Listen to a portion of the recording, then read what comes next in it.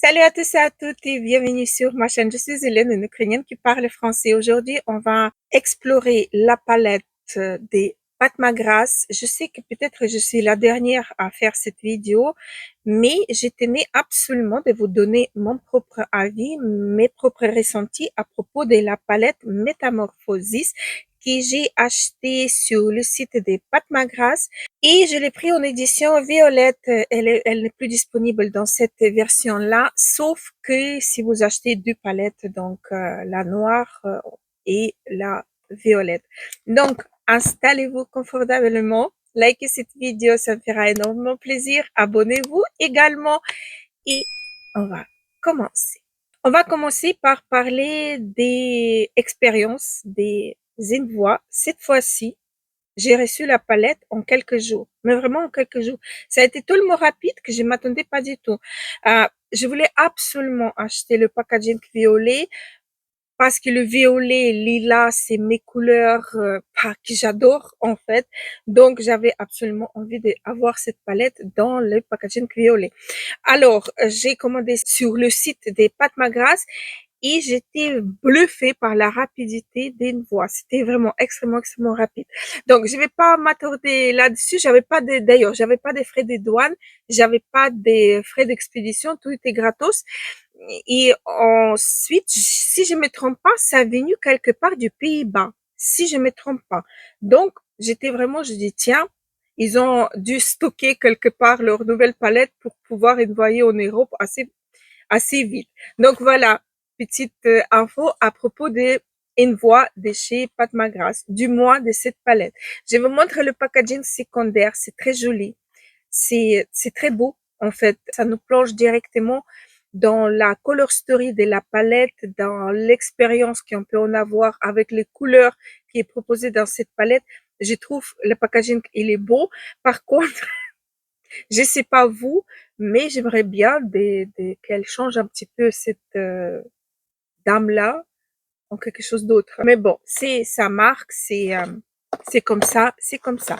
Je voulais vous lire également un petit passage du site des Pâtes Magras à propos de cette palette. Plongez dans le cyberjardin des Mothership 12, Pétale Morphosis, cette palette des titans transforme vos œuvres d'art en chefs-d'œuvre électriques avec des verts luxuriants, des teintes lilas et des neutres éclatantes, conçues pour tous les niveaux artistiques, heureusement.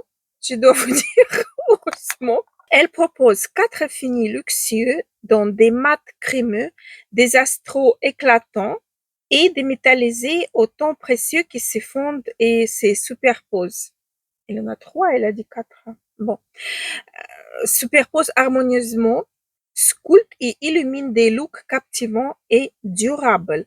D'ailleurs, ça j'ai pas vu quand j'ai acheté, les teintes elles peuvent être utilisées humides ou secs. Donc ça c'est aussi bien. Il y en a donc les textures crémeuses, faciles à estomper, multidimensionnelles, astrales, brillantes, jewelry, tonnettes métalliques et elle coûte 129 €. Moi, je l'ai pris moins cher. J'ai utilisé le code qui était proposé à la sortie de la palette, qui, en fait, on pouvait l'utiliser pendant quelques jours. Donc, je l'ai utilisé, j'ai profité. Mais même comme ça, je trouve que c'est quand même cher vu, en fait, les fards qui sont dedans. À l'époque, quand c'était les textures cuites, ça a été vraiment justifié que la palette, elle coûte cher. Mais là, du coup, il n'a pas de texture cuite. C'est toujours fabriqué en Italie, mais par contre, il n'a pas de texture cuite. Donc, voici le packaging. J'aime beaucoup. En fait, moi, j'ai pas enlevé la protection. Je compte pas de l'enlever, mais je vous montre. En fait, c'est un dégradé des plus foncés au plus clair. C'est très beau. Par contre, l'intérieur, j'aurais préféré que ça soit noir parce que, en fait, je trouve que la palette, la color story de la palette, elle ressort un peu mieux sur le fond noir. Mais bon, c'est mon propre avis. Vous avez également un miroir un petit peu, je sais pas comment dire, biseauté à l'intérieur, large sur toute longueur de la palette. Et donc, voici les teintes qui sont belles, mais donc, vous avez cette teinte lumineuse et 3 teintes mat. Il en a une, celle-ci, qui est mat avec des paillettes. Vous voyez à l'intérieur, il en a des paillettes. Mais c'est un mat. Vous le travaillez, les paillettes, ils disparaissent quoi. On voit plus les paillettes. J'avais fait 4 looks avec cette palette que je vais vous mettre à l'écran pendant que je vous raconte un petit peu mon expérience avec ces fards à paupières. On va commencer par prendre la teinte Twilight Lilac. C'est une teinte mate qui est un petit peu violine. Il a un sous-ton qui est pas rose, mais un petit peu mauve. C'est une belle teinte de transition pour les peaux claires. Ça se travaille extrêmement bien. Regardez, l'estampage, il est assez facile. C'est que j'étais impressionnée d'ailleurs par rapport aux précédentes palettes de Pat McGrath et ses fards mat. Donc, cette teinte-ci, elle se travaille très, très, très facilement et j'étais vraiment contente de pouvoir l'utiliser et voir que c'est vraiment facile. Je regarde et je re-regarde comment elle se travaille, etc. Mais rien à dire, la teinte, elle se travaille super bien. Pour approfondir un petit peu mon coin externe, donc je prends la teinte Cosmic Fantasy et j'applique, regardez, j'étais contente, hein, et j'applique vraiment dans le coin externe en l'estampant. Et je dois vous dire que l'estampage aussi, il est facile. Là, j'ai pris un pinceau un peu plus gros pour estomper le bord du fard, mais j'étais vraiment impressionnée de la qualité de ces farcis. Il est crémeux, il est extrêmement joli. J'étais ravie de pouvoir utiliser cette teinte. Après, j'ai pris la teinte Astral Sunset Splendor, qui est une teinte astrale, et je voulais l'appliquer au milieu et dans le coin interne de ma paupière. Ça se travaille bien, ça s'applique bien. J'avais pas de chute d'ailleurs. Ça, je voulais préciser. J'ai pris encore une fois un gros pinceau pour pouvoir estomper cette teinte-ci, mais je dois vous dire que la teinte, elle est magnifique. Elle se travaille extrêmement facilement et joliment. Un petit peu sec, mais très très belle teinte. Par la suite, j'ai pris la teinte Nocturnal Bloom. C'est une teinte verte bien profonde, une très jolie teinte mate qui s'applique super bien. J'ai beaucoup aimé de travailler cette teinte qui est enfin merveilleuse. Par la suite, j'ai la travaillé aussi en légèreté et j'ai adoré en fait le rendu et la tonalité un petit peu sapin, un petit peu bien profond quoi. C'est une excellente teinte que j'ai beaucoup aimé. Voilà, je vous remontre, mais rien à dire, c'est une très belle teinte et j'ai beaucoup aimé de travailler tous les teintes que j'ai utilisées pour ces maquillages. Voici le rendu, donc vous pouvez voir par vous-même. Comment ne pas éclaircir son coin interne, n'est-ce pas? Donc pour ça, j'ai pris la teinte Divine Down. C'est une teinte qui peut s'utiliser aussi en highlighter. C'est une teinte très fine, c'est une teinte crémeuse. Elle se travaille extrêmement bien. Je l'ai appliquée aussi dans l'arcade sous arcade sourcilière et je dois vous dire, ça éclaircit extrêmement joliment. J'ai beaucoup aimé utiliser les fards là.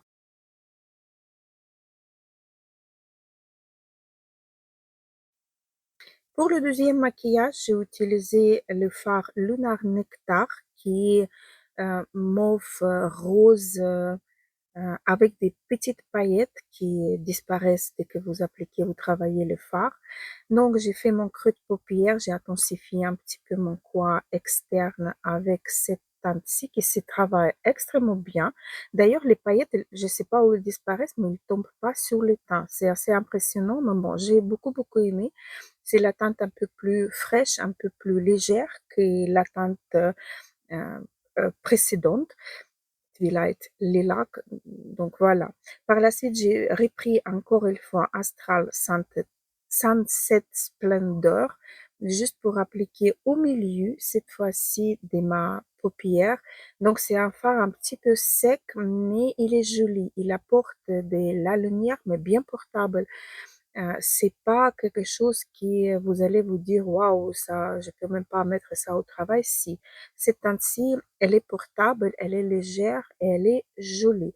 Donc j'estompe un petit peu les bords de ces fards pour intégrer mieux dans le maquillage et par la suite, je me suis dit: «Je vais prendre Blitz Radiant Rhapsody pour faire un petit liner juste sur mes sourcils, vraiment en toute légèreté. Mais la teinte, j'ai tellement aimé que je me suis dit non, je vais quand même qu'elle soit un petit peu visible. Donc, je rajoute. La teinte là, le fard en lui-même, il est entre sec et crémeux. Donc voilà. Et puis j'ai pris Blitz Bronze Supernova. C'est une teinte assez facile à porter. À mon avis, pour faire le smoky avec cette teinte, ça peut être vraiment génial. Donc là, je l'ai mis en ras de cils en bas. J'ai étiré un petit peu vers l'extérieur pour mieux intégrer dans le maquillage. Et voilà ce que ça donne. Je reprends avec un pinceau fluffy la même teinte Blitz Bronze Supernova pour intensifier un petit peu, intégrer un petit peu cette teinte dans le maquillage. Je l'applique dans mon coin externe, j'ai floute un petit peu avec les autres fards. J'apporte aussi un petit peu au milieu de ma paupière cette teinte-ci. J'ai repris le grand pinceau pour mieux estomper, mais j'ai pas repris la matière, c'est juste que j'ai pris le grand pinceau pour justement un petit peu intégrer le maquillage. Et voilà ce que ça donne.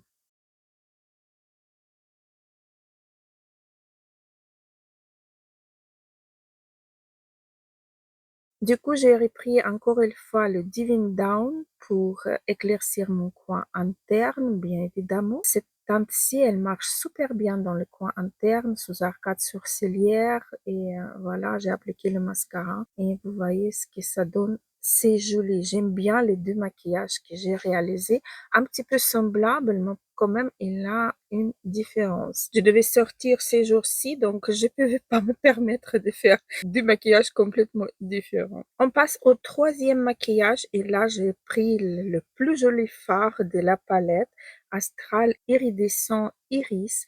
C'est un fard avec une multitude de paillettes violettes, roses, dorées, argentées. C'est un excellent fard qui est crémeux.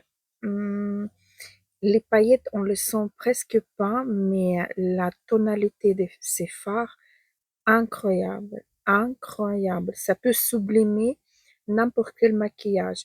Cette teinte-ci, j'ai pu aussi superposer sur d'autres teintes et ça a été super joli. Joli. Après, pour faire mon creux de paupière, j'ai pris la teinte Twilight Lilac. Donc, la teinte que j'ai, enfin, entre parenthèses, que je connais déjà, qui m'a permis de faire un joli creux de paupière flouté, etc. Encore une fois, les mat de cette palette, et se travaillent extrêmement bien. Et la plupart des lumineux, pareil, ils se travaillent super bien. Donc là, j'ai également descendu cette teinte au ras de cils en bas. J'ai repris encore un petit peu de la matière pour un petit peu intensifier le maquillage et faire un rendu un peu plus approfondi. Je vais prendre également la teinte Cosmic Fantasy pour intensifier mon coin externe. Je le floute un petit peu plus cette fois-ci et je le ramène un petit peu vers haut de ma paupière. Je reprends la même teinte avec un pinceau bien précis pour faire mon ras de cils en bas, créer un petit effet liner. Je l'ai joint avec la partie haut de ma paupière. Le fard, il est très crémeux. Les fards, ils se travaillent très facilement. J'ai vraiment adoré à travailler ces fards. Voici le maquillage qui s'adonne très léger, très printanier. J'aime bien. Allez, là, je pars dans un délire total. J'ai tellement adoré travailler ces farcis en trait de liner. Cette fois-ci, je me suis dit, je vais utiliser Blitz Radiant Rhapsody comme un fard à part entière. Donc, j'ai commencé tout doucement à m'emballer.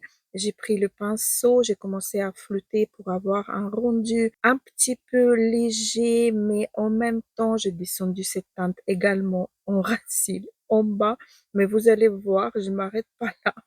Je prends mon doigt et je commence à appliquer ces farcis au doigt. Au début, je voulais faire juste les coins externes, mais finalement, je me suis emballée et j'ai appliqué cette teinte carrément sur la totale de ma paupière. Mais ça va être à la fin du maquillage. Là, du coup, j'ai repris la teinte Nocturne Bloom. Vous allez voir la facilité avec laquelle les fards ici travaillent en transition. Ça devient un petit peu gris avec un sous-ton un petit peu vert, mais rien de méchant quoi. Le fard ici travaille super bien. J'étais vraiment impressionnée par la facilité d'utilisation de ces fards-ci. J'ai pris la teinte Divine Down, la teinte très facile. Dans le coin interne, ça passe toujours super bien. Donc, je l'ai appliqué là, voici ce que ça donne. Mais mince, j'ai pas filmé que j'ai appliqué complètement sur toute la paupière la teinte verte. Enfin, dommage. Voilà donc le résultat. Donc, vous avez vu quand même que ça a été assez facile quand même à utiliser cette palette. Je peux pas me plaindre. Aujourd'hui, je vais utiliser la teinte que j'ai pas utilisée. J'ai envie de créer un look autour de ces teintes kaki.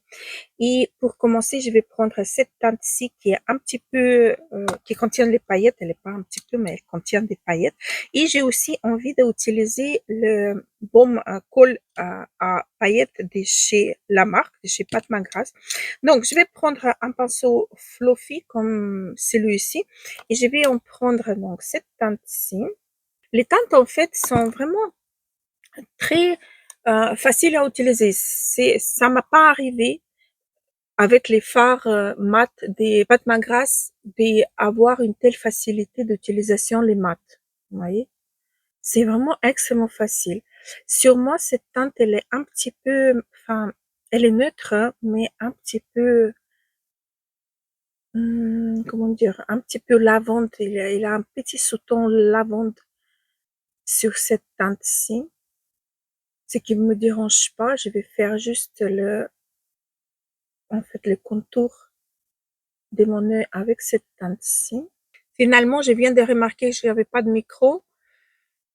C'était une bonne partie de la vidéo, donc je vais vous mettre à voix off. Désolée, mais voilà, j'ai le problème des micros depuis un certain temps et il faut vraiment que je surveille que les micros me lâchent pas. Donc voilà, désolée. Donc j'ai pris un TC5 Artistic Wand, fameux baume à paillettes, colle à paillettes. Ça tient bien, donc je me suis dit je vais appliquer au milieu de ma paupière pour justement intégrer mieux les teintes scintillantes, les teintes lumineuses. Donc, je prends la teinte Astral Eden Nuit et je vais la appliquer au milieu de ma paupière, un petit peu partout en fait dans ma paupière, mais plus je me concentre plus vers le centre, j'estompe, je les tire également vers haut de ma paupière, mais je crois que je vais faire ça avec le pinceau, oui, justement. Je me rappelle plus comment je le fais. Mais voilà, avec le pinceau, j'estompe complètement la teinte pour la intégrer mieux dans le maquillage. Et par la suite, je vais, avec un petit pinceau plat, je vais remettre cette teinte-ci pour la intensifier un petit peu par-dessus des floutages que j'ai fait précédemment. Je prends la teinte Blitz Bronze Supernova pour intensifier un petit peu mon coin externe, pour apporter un petit peu de profondeur à mon maquillage. Et j'étire cette teinte pour étirer mon œil et pour que la teinte soit visible dans mon creux de paupière. Avec un pinceau plat, je reprends la teinte Divine Down. Je suis tombée amoureuse d'ailleurs, pour la mettre dans mon coin interne pour éclaircir un petit peu cette zone. J'intègre également cette teinte par-dessus de la teinte Astral Eden Envy, la teinte kaki.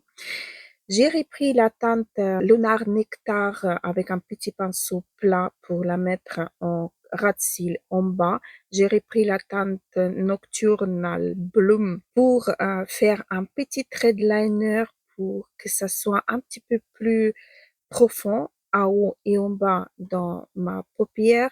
J'ai estampé le même pinceau, j'ai pris la teinte Astral Sunset Splendor pour mettre cette teinte en ras de cils en bas, du milieu jusqu'à coin interne. La teinte Astral Sunset Splendor, juste pour faire une petite touche des pêches sur les yeux pour que ça soit pas aussi vert intense. C'est fini. Mascara Charlotte Tilbury, crayon LH Cosmétique Zania, eyeliner rétractable, zéro défaut, ELF. Lip liner lamelle en teinte 405 et huile pour les lèvres de chez Rituals. J'ai repris mon grand pinceau estompeur pour effleurer un petit peu tout le haut de mes fards. Voici, je vous montre donc mon look final.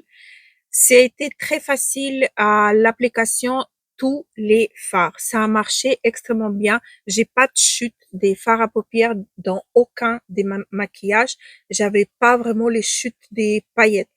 Les fards ici travaillent extrêmement facilement, ce qui m'a pas arrivé depuis des lustres avec les mats des Pat McGrath. Donc, je suis extrêmement contente. Est-ce que je dois vous recommander cette palette? Je ne crois pas. Elle est belle, elle est printanienne, elle est bien pour automne. Là, pour moi, c'est un maquillage d'automne. On peut utiliser les fards un petit peu plus légers pour faire un super maquillage de l'été. Donc, c'est un petit passe-partout. Cette palette, j'aime beaucoup. Je suis contente de l'avoir dans ma collection, mais je peux pas vous la recommander pour simple raison, le prix. Le prix, il est extrêmement cher par rapport aux qualités, on va dire, pas qualité, mais les textures des fards. Certes, ils sont beaucoup plus jolis que dans les dernières précédentes palettes. On va dire la palette 11 et la palette 10. Ils sont mieux, beaucoup mieux, mais ce sont pas les fards cuits comme on a l'habitude dans les premières palettes des Pat McGrath. Et en plus, c'était la signature de la marque de proposer les fards cuits. Vous voyez ce que je veux dire? Donc là, je peux pas vous la recommander. C'est à vous de voir si vous voulez l'acheter ou pas. Moi, elle me plaît bien. Je vais encore faire des maquillages avec cette palette. Je vais m'amuser, bien évidemment, parce que chaque maquillage que j'ai fait, j'aime beaucoup. Je m'amuse bien. Pour les vidéos, certes, j'ai fait le maquillage un peu plus chargé pour pouvoir utiliser un peu plus de fard à paupières pour savoir comment il se travaille, pour voir l'association, etc. Mais quand je suis toute seule, j'utilise du fard et c'est fini. Et c'est super joli et beau. Voyez, on n'a pas vraiment besoin d'utiliser ces sticks qui tiennent les paillettes parce que les 4 maquillages précédents, j'ai utilisé pas ces sticks. Là, je me suis rappelé juste, je me suis dit, tiens, je vais utiliser ça pour voir comment ça marche. Donc voilà, ça marche super bien. La palette, elle est jolie. C'est à vous de voir si vous voulez la voir dans votre collection ou pas. Donc voilà, j'espère que cette vidéo sera utile pour vous. J'espère qu'elle va vous aider à prendre la décision positive ou négative envers cette palette. Du moins, je vous ai parlé de mon propre opinion. Désolée encore une fois pour la qualité de la vidéo, que le micro, etc. Je suis vraiment navrée. Mais si j'ai refait la vidéo entièrement, ça va pas être la même chose. Vous voyez ce que je veux dire? Donc, je garde comme elle est pour que vous puissiez voir mes impressions du direct. Voilà. Donc, et sur ça, je vous laisse. Je vous embrasse très, très fort et je vous dis à très, très vite. Gros bisous et à la prochaine.